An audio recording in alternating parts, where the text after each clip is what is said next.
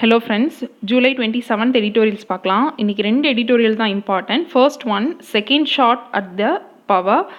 So இது வந்து GS2ல் நிறைய டாபிக்ஸ்க்கு interrelated. Legislature, state legislature, ஸ்பீக்கரோட பவர்ஸ், ஆன்டி டிஃபெக்ஷன் லா, இல்லைன்னா ரெப்ரசன்டேஷன் ஆஃப் பீப்புள் ஆக்ட், இந்த மாதிரி டாபிக்ஸ்க்கு ரிலேட்டடாக இருக்குது.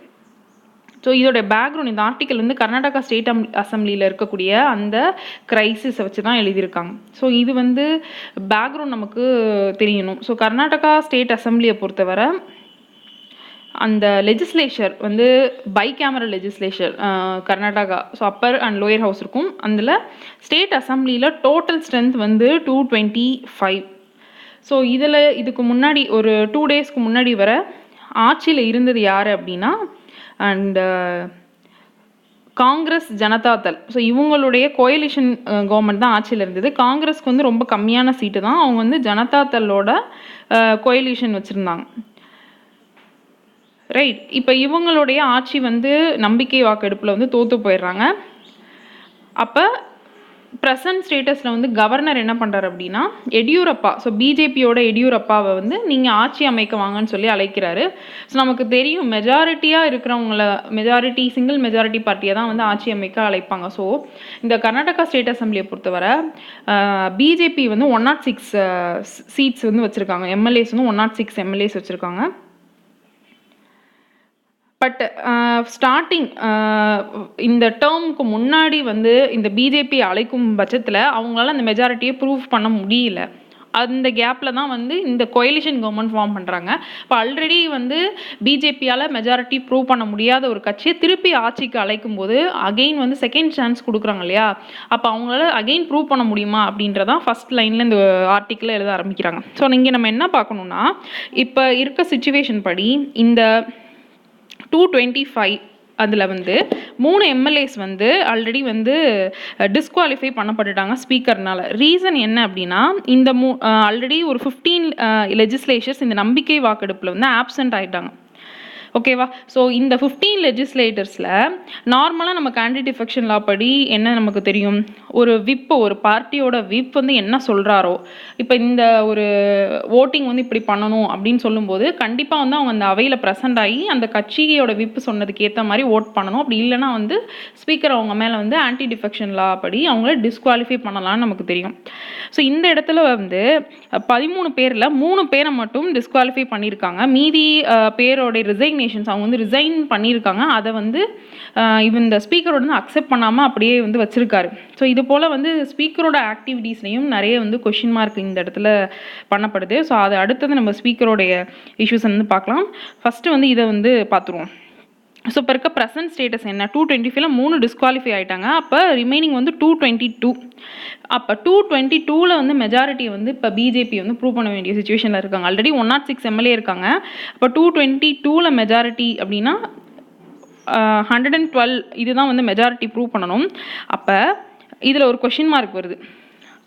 இப்போ கவர்னர் என்ன நினச்சி பிஜேபி அழைச்சிருப்பாரு அப்படிங்கிறப்ப 2 ஆப்ஷன் தான். ஒன்று, இந்த பிஜேபி இருக்கக்கூடிய இந்த 106 ப்ளஸ் ஆல்ரெடி இந்த ரிசைன் பண்ணுறதுக்கு இருந்தாங்க இல்லையா, அவங்க மேபி உங்களுக்கு சப்போர்ட் பண்ணுவாங்கன்னு எக்ஸ்பெக்ட் பண்ணியிருக்கலாம் கவர்னர். ஒரு விஷயம். 2வது விஷயம் என்ன அப்படின்னா, இல்லைனா அவங்க ரிசைக்னேஷன் அக்செப்ட் ஆகிடுச்சுன்னா அந்த சீட் வந்து வேக்கண்ட் ஆகிடும்.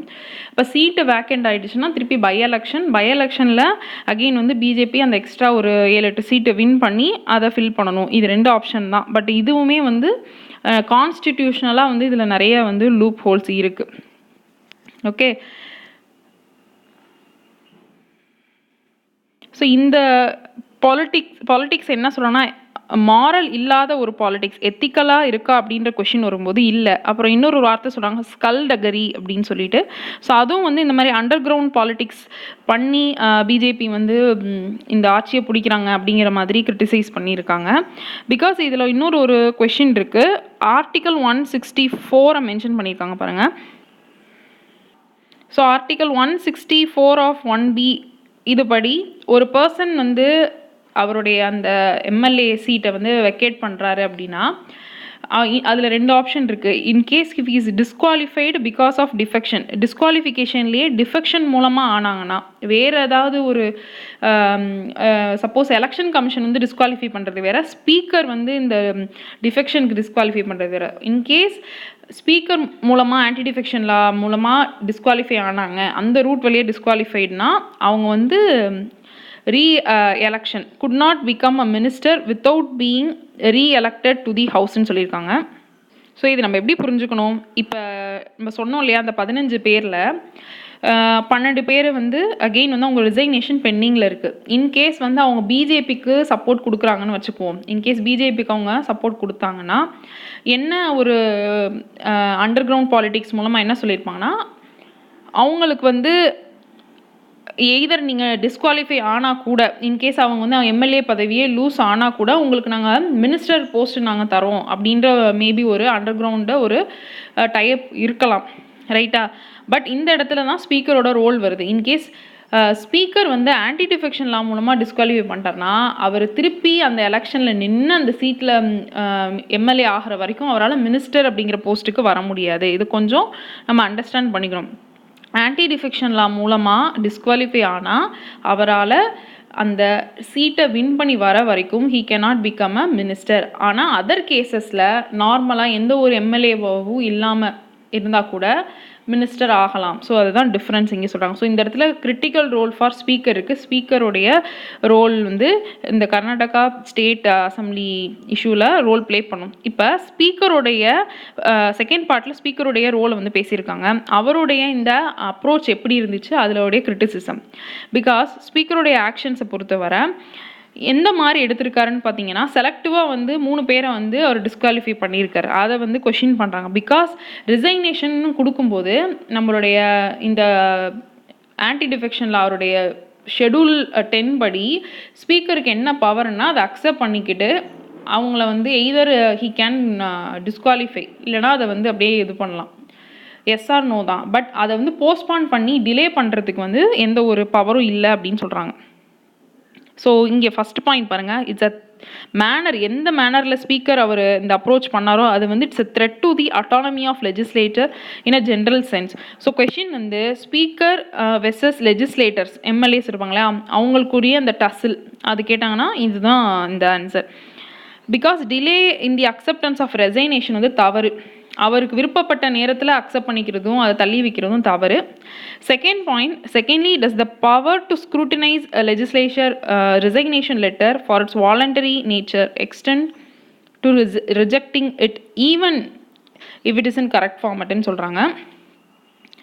ஸோ ஒரு ரெசைக்னேஷன் லெட்டர் கொடுத்த பிறகு அதை வந்து அவருக்கு வந்து அந்த என்ன பவர்னு ஆல்ரெடி சொன்ன அதே பாயிண்ட், என்ன பவர் அக்செப்ட் பண்ணுறதோ ரிஜெக்ட் பண்ணுறதோ, பட் அதை எக்ஸ்டெண்ட் பண்ணுறது அவருக்கு அந்த பவர் இருக்கா அப்படிங்கிறது ஒரு கொஷின் மார்க். பிகாஸ் அவர் கரெக்ட் ஃபார்மேட்டில் தான் நாங்கள் ரிசைன் பண்ணுறோம் அப்படின்னு சொல்லி வாலண்டரியாக போய் கொடுக்குறாங்க. அப்போ கொடுக்கும்போது நீங்கள் இதை டிஸ்குவாலிஃபை பண்ணுங்கள், பட் அதுக்காக நீங்கள் வந்து அதை எக்ஸ்டெண்ட் பண்ணாதீங்க டைம் ஃப்ரேமை. அதுவும் ஒரு ஸ்பீக்கர் மேலே இருக்க இஷ்யூ.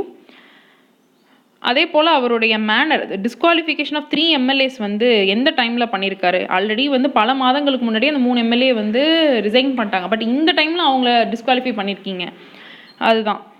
நெக்ஸ்ட் பாயிண்ட் வந்து பார்த்தீங்கன்னா, not accompanied by any ineligibility to contest under the law. நான் சொன்ன மாதிரி speaker may only declare a person as having incurred disqualification.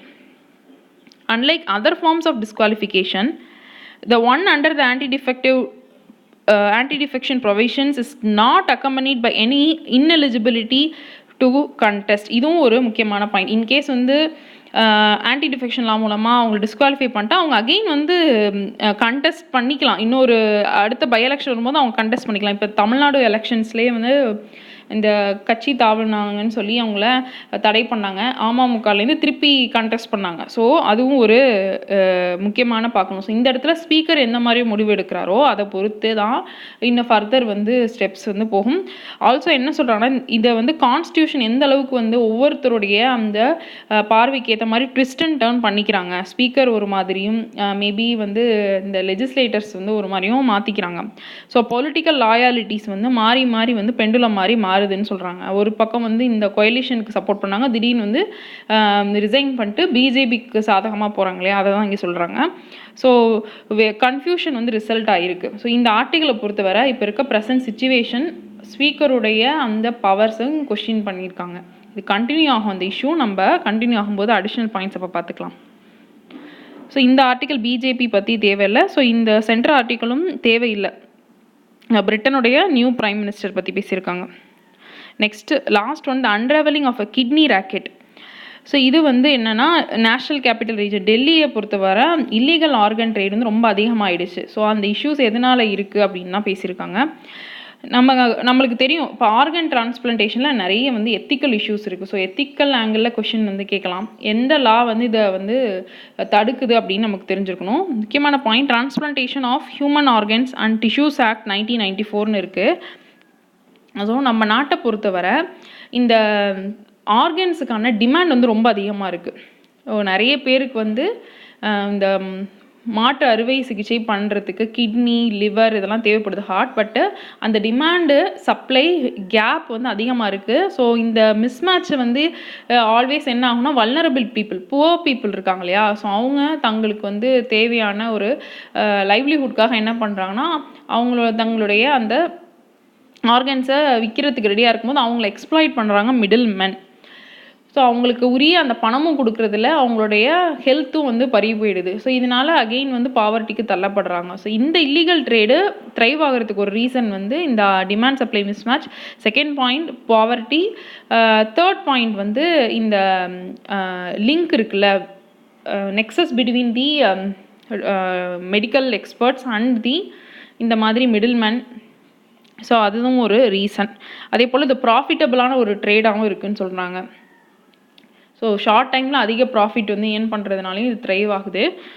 அதே யாரெல்லாம் வல்னரபிளாக இருக்காங்கன்னு பார்த்தீங்கன்னா ரொம்ப வந்து poorest sections, street children and அவங்களெல்லாம் வந்து ஈஸியாக வந்து கடத்திட்டு போய் அவங்களுடைய ஆர்கன்ஸ் எடுத்துறாங்க.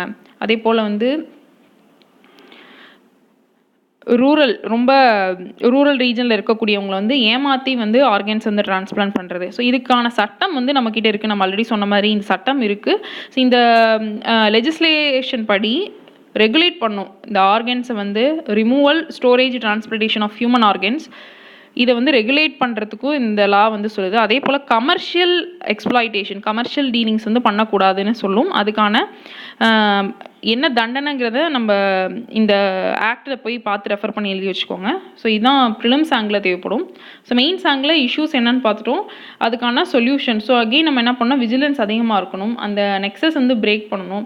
ஒரு நேஷ்னல் லெவலில் ஒரு ரெஜிஸ்டர் ஃபார்ம் பண்ணிவிட்டு யாருக்கு வந்து முன்னுரிமை கொடுக்குறாங்க அப்படிங்கிறத மானிட்டர் பண்ணணும். பிகாஸ் இது லாஸ்ட் இயர் கூட இந்த இஷ்யூ இருந்ததில்ல, தமிழ்நாட்டில் இந்த ஆர்கன் டிரான்ஸ்பிளான்டேஷன் அதிகமாக 50% மேலே ஃபாரினர்ஸ்க்கு வந்து பண்ணப்பட்டிருக்கு. அப்போ யாருக்கு வந்து நீடு இருக்கோ அந்த ப்ரையாரிட்டி படி பண்ணாமல் ஃபாரினர்ஸ்க்கு அதிகம் பண்ணியிருக்காங்கன்னு ஒரு கொஷின் மார்க் இருக்குது. பிகாஸ் மணி அதிகமாக யார்கிட்டேருந்து கிடைக்குதோ அவங்களுக்கு பண்ணியிருக்காங்க அப்படிங்கிறப்ப எத்திக்கல் இஷ்யூ இங்கேயே ரைஸ் ஆகுது. ஸோ அதையும் இங்கே லிங்க் பண்ணிக்கலாம். ஸோ ஒரு ரெஜிஸ்ட்ரி வந்து க்ரியேட் பண்ணலாம், அது ஒரு சொல்யூஷனாக கொடுக்கலாம். டெக்னாலஜி யூஸ் பண்ணி நம்ம சொல்யூஷன் எழுதலாம். ஓகே, ஸோ இன்றைக்கி இம்பார்ட்டன்ட் ஆர்டிக்கல் அந்த ஸ்டேட் லெஜிஸ்லேஷன் ஆஃப் கர்நாடகா, அது கண்டினியூ ஆகும். அந்த பாயிண்ட்ஸ் நம்ம அடுத்த நாளில் பார்க்கலாம். Okay, thank you friends.